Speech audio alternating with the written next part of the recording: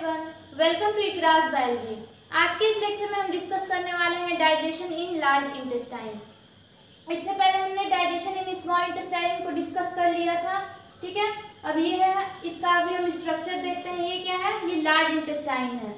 इसका जो लेंथ होता है ये 1.5 मीटर होता है लार्ज इंटेस्टाइन का, और जो स्मॉल इंटेस्टाइन था उसका जो लेंथ था वो कितना था?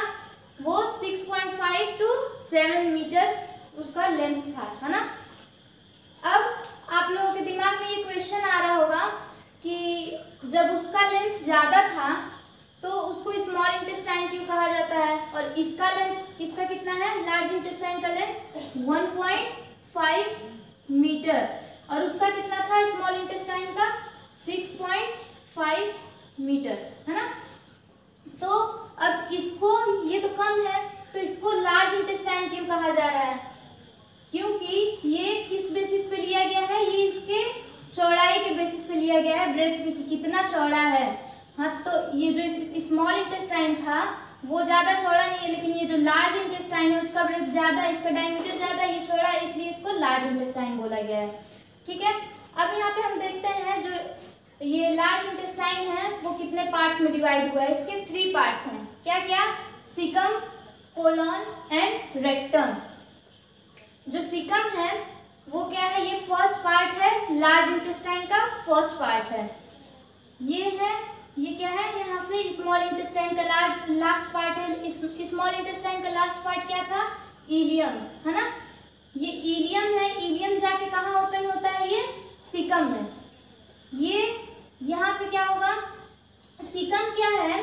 सीकम जो है वो ब्लाइंड सेक है, ब्लाइंड सेक। इसको ब्लाइंड सेक क्यों कहा गया है? क्योंकि यहाँ पे कहीं से ओपनिंग नहीं हो रही है, ठीक है। ये एक बंद है, बंद तरीके से एकदम बंद है, ये कहीं भी ओपन नहीं हो रहा, इस वजह से उसको बोलते हैं ब्लाइंड सेक। ये जो फिंगर लाइक स्ट्रक्चर आपको दिखाई दे रहा होगा, ये दिख रहा है ना, ये फिंगर लाइक स्ट्रक्चर जो ये निकला हुआ है उसको बोलेंगे अपेंडिक्स।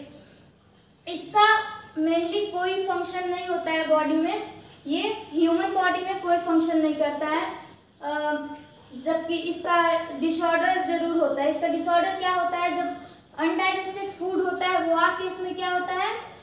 फंस जाता है कभी, और जब यहाँ पे फंसता है, यहाँ पे इकट्ठा होने लगता है, तो वो क्या होता है? इन्फ्लेमेशन वहाँ पे स्टार्ट होता है।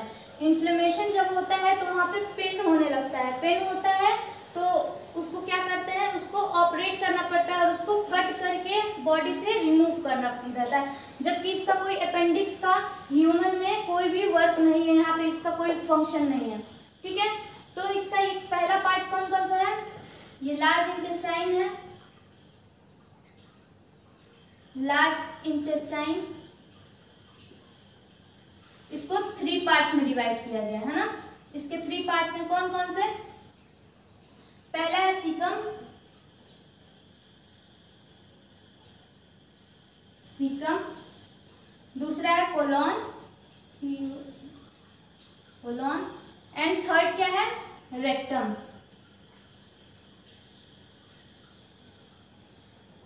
सीकम आपने क्या पढ़ा अभी? सीकम क्या है? ये ब्लाइंड सेक है ना, ब्लाइंड सेक है। ये कहाँ प्रेजेंट है? ये इलियम और कोलन के बीच में प्रेजेंट है, इसको क्या बोलेंगे? सीकम। यहाँ पे जो स्मॉल इंटेस्टाइन था, स्मॉल इंटेस्टाइन से जो काइम था वो काइम यहाँ पे इंटर कर रहा है ना, यहाँ पे इंटर करेगा सीकम में। अब यहाँ पे क्या होगा? ये जो है ये है कोलन। कोलन स्टार्ट कहाँ से हो रहा है? यहाँ से स्टार्ट हो रहा है, और एंड कहाँ पे हो रहा है? यहाँ पे, ठीक है।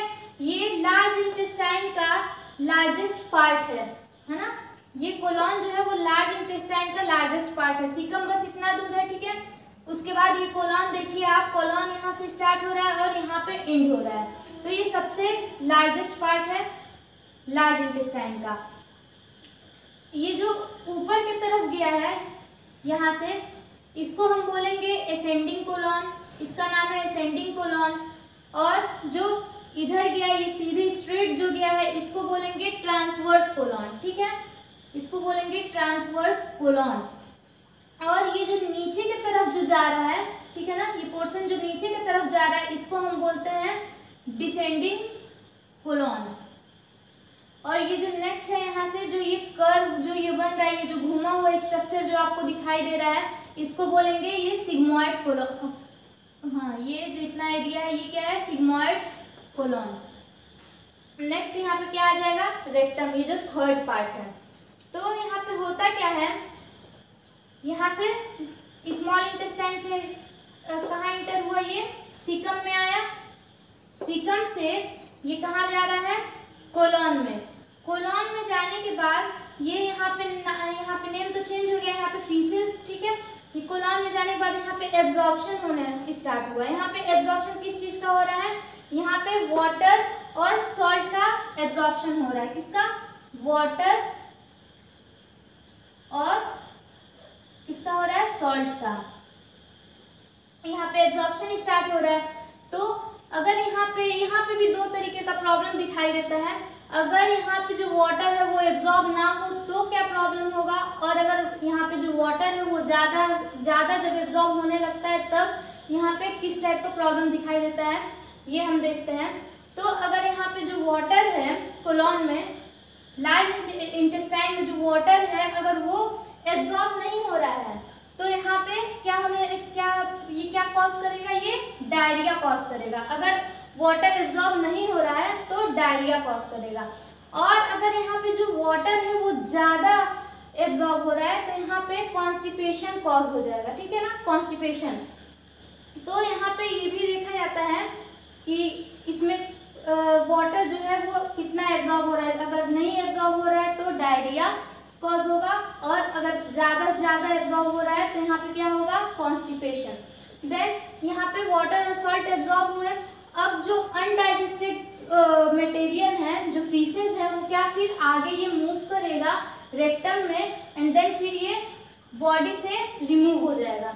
तो ये था पूरा डाइजेशन इन लार्ज इंटेस्टाइन। ये बहुत सिंपल सा एक टॉपिक था जो कवर किया हमने, और यहाँ पे हमारा पूरा डाइजेशन जो चैप्टर था वो पूरा यहाँ पे खत्म होता है, ठीक है।